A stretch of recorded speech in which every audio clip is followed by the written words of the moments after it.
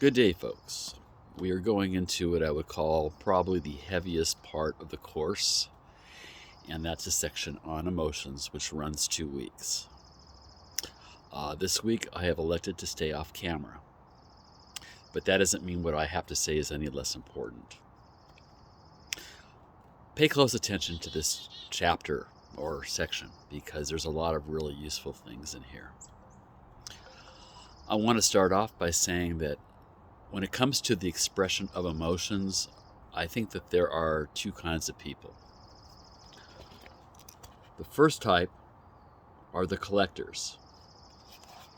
These are the ones that basically they throw their emotions into some kind of container and hold on to them. They bury them kind of like squirrels might do before the winter.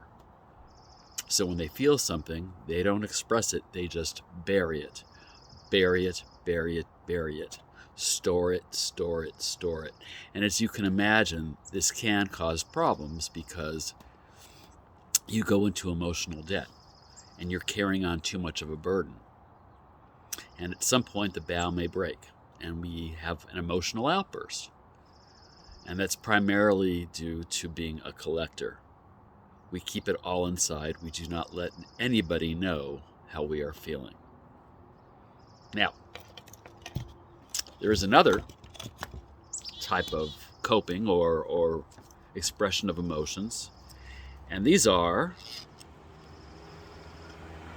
the expressors. Probably want to see that again, huh? The expressors. The expressors do not want to go into emotional debt. They do not want the burden of holding on to unexpressed emotions, so they let it out.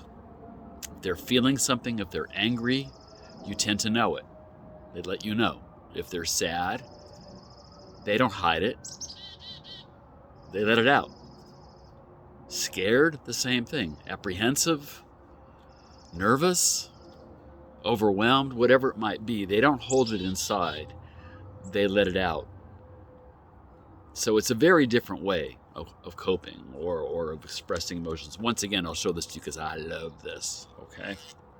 Expressors.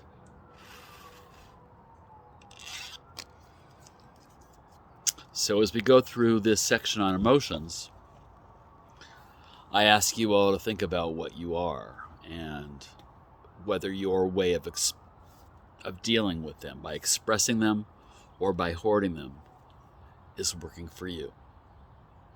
And here we go.